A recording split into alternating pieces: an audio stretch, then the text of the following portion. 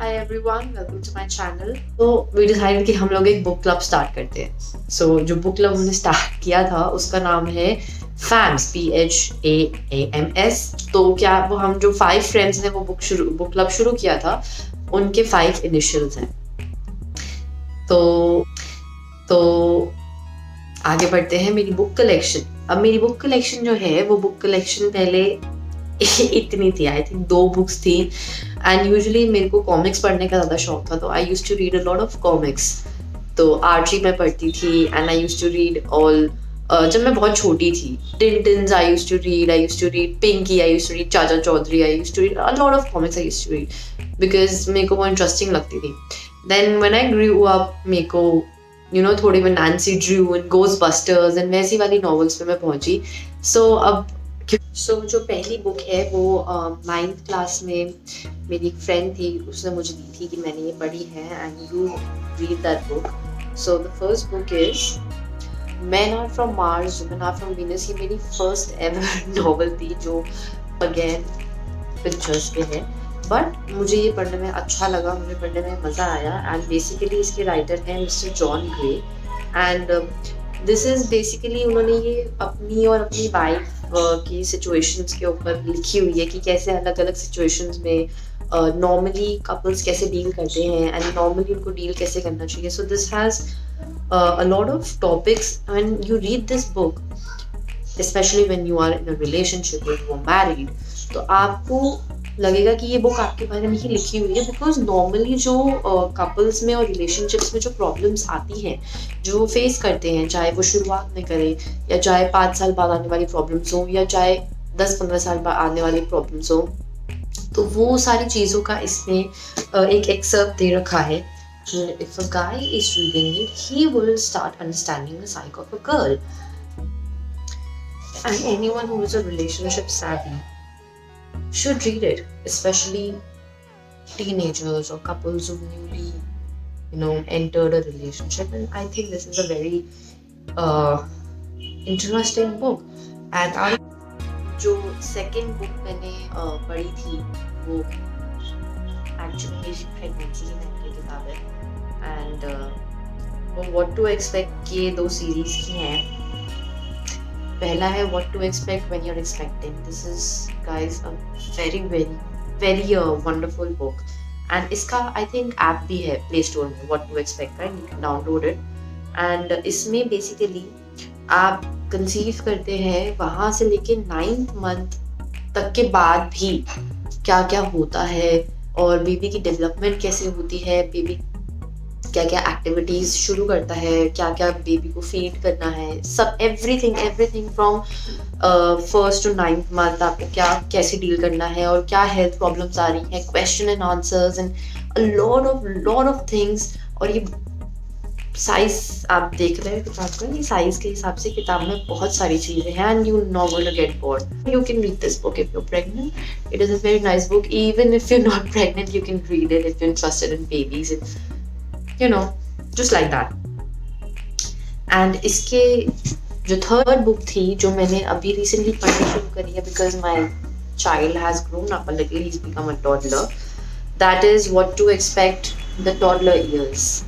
So this is what to expect when you're expecting, and this is what to expect toddler years. So this is also a nice book, and I कुछ मैं काफी book से पढ़ती हूँ। So basically all these जो books हैं, these are written by Heidi Markov and Sharon Maisel, and all these books are superb. So जो toddler books है, इसमें everything that's happens after your child is more than 1 year old. So इसमें उसके leg positions कैसे हैं, वो बैठता कैसे है, वो खाता क्या है और खाता क्यों नहीं है, वो खेलता क्यों नहीं है, everything that you, the question in your mind जो आप पेरेंट्स के होता है कि हमारा बच्चा ऐसे क्यों नहीं कर रहा, खेल क्यों नहीं रहा, सोशलाइज नहीं कर रहा, बहुत ज़्यादा सोशलाइज क्यों करता है, या रोता क्यों है, या गुस्सा क्यों करता है, हर चीज़ का एक्सप्लेनेशन, हर चीज़ का आंसर आपको इस बुक में मिल जाएगा। And basically when you read these books you get to know that you're not the only one who's facing all of this. There are a lot of people who face the same situation, and that's why this book is going to help you. in हमारी third book के लिए I have read, because I am a member of Art of Living, and I've been practicing it since 2010, and it's been 2020, so it's been 10 years, and I would recommend everyone to, at least go and watch videos and join Art of Living. It's just wonderful. It's beautiful. I have faced a lot of stress and anxiety issues in the past, and this has helped me. Art of Living has helped me to come out of it and a much better and a happier person. And well, that's also another topic for another day. So the third I've read, and I would like to discuss, fourth book, basically the fourth book, is this Gurudev. It's about him, and basically it's about his life, and this is written by his sister, Bhanumati Didi. We call her Didi, Bhanumati Narsimhan. So this is written by her, and it has the content is about Guruji's lives and how he started Art of Living and what challenges he faced and how he helped and everything. So anyone who's part of Art of Living, they should read this book. I'm pretty sure they have, but you should read this book. This is a very nice book, and you have a nice feeling while reading it. So I would definitely want to give it a 10 on 10, just on bias judging, not bias judging, but I love it, and I love this book, and you should read it. So my next book is, I have a couple of books that are written by Mr. Devdutt Pattanaik. He writes mythological books, and not basically mythological books, but he writes books of that kind where he explains about the myths, he explains about the Hindu mythology, and he gives his own perspective. वो अपना खुद का perspective भी देते हैं. So उसमें से जो पहली किताब मैंने पढ़ी थी, that was this Devlok. This was given to me by my sister, and इसमें बेसिकली क्वेश्चन एंड आंसर्स हैं कि जो नॉर्मल बंदा जिसे बहुत ज़्यादा हिंदू माइथोलॉजी के बारे में या हिंदू कल्चर के बारे में नहीं पता है, वो पूछता है ये क्वेश्चन, या कोई नॉर्मल इंसान भी अगर जैसे आपसे पूछता है. Very interesting feel to it. आप पढ़ेंगे तो आपको काफ़ी सारी चीज़ें, basically has questions and paragraphs and everything. So this is quite a nice book to read. You can read it, and it's quite small. So आप मेरे ख्याल से ये 2 दिन में आराम से फिनिश हो सकती है. अगर 1 दिन में कर लें तो वंडरफुल. सो बेसिकली बहुत सारे इसमें क्वेश्चन करे हुए हैं. So, second book that I read about from the writer Devdutt Pattanaik ji, that was Ramayan versus Mahabharat. तो इस बुक में बेसिकली कंपैरिजंस दे रखे हैं, रामायण और महाभारत की स्टोरी का कंपैरिजन, उसके कैरेक्टर्स का comparison, and it's a playful comparison. It's not like very heavy और समथिंग, लाइक नाइस, उनका पर्सपेक्टिव अपने आप से, and he has basically compared both the things. So दोनों महाभारत और रामायण की टाइम की ज्योग्राफी और हिस्ट्री, दोनों के विटनेसेस, ऋषिज जो थे और किंग्स जो थे जो स्टोरी नरेट करते थे, and both included Shiva the destroyer, and both had family disputes over property. And जो दोनों किंग्स की शुरुआत, they were childless kings, उनके बच्चे नहीं थे, and obedient बेटे थे, and sisters, and a lot of single parents, and a lot of things that education and gurus dono ke same.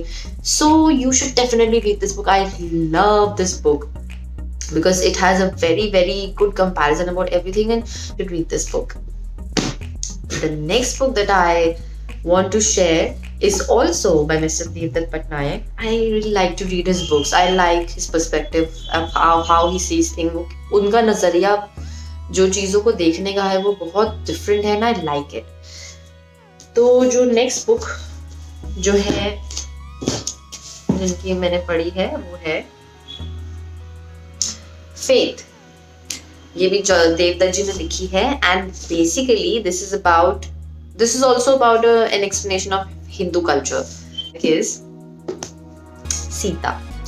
This is also a very very nice book, but it has got a little bit of a complicated edge to it because there were a couple of things that I was not able to understand and perceive.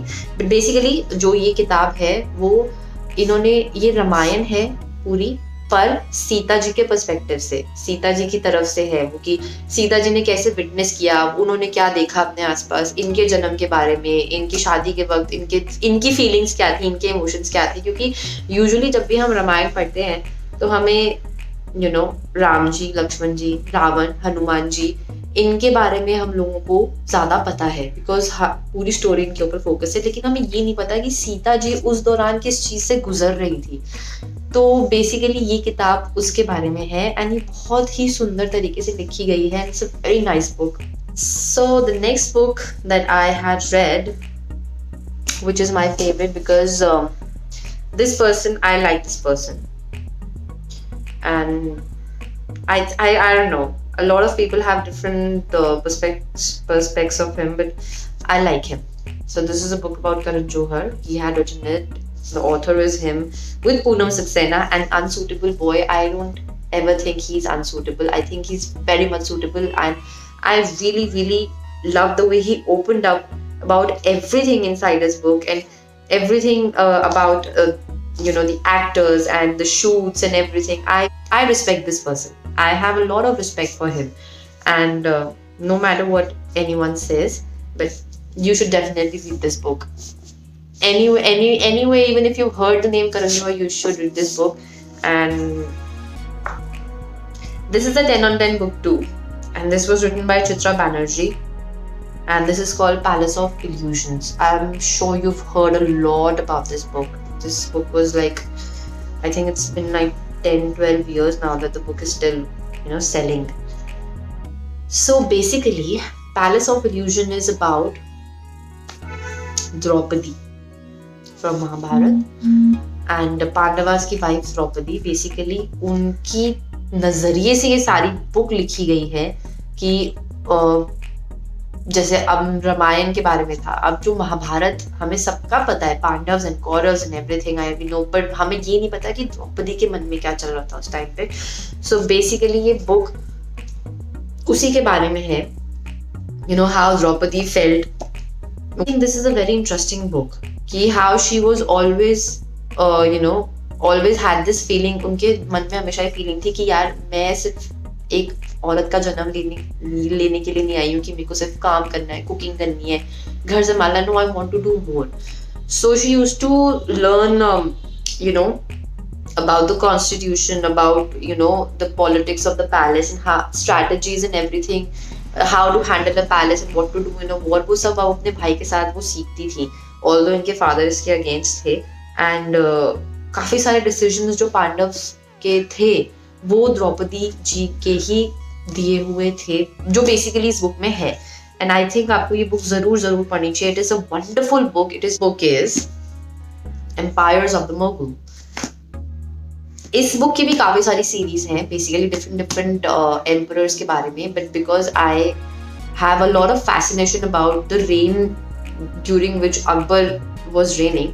सो मैं usually इनके लिखी हुई किताबें ज्यादा पढ़ती हूँ जिनमें basically Akbar का मेंशन होता है. सो बेसिकली ये सारी बुक जो है वो उन्हीं के बारे में है, शुरू से लेके उनका शादी, उनके बच्चे के साथ, उनके बेटे के साथ, how his son stood up against him in a war and he got defeated. I think you should read this book, although the language is a little thoda difficult hai, but I think this book is very good.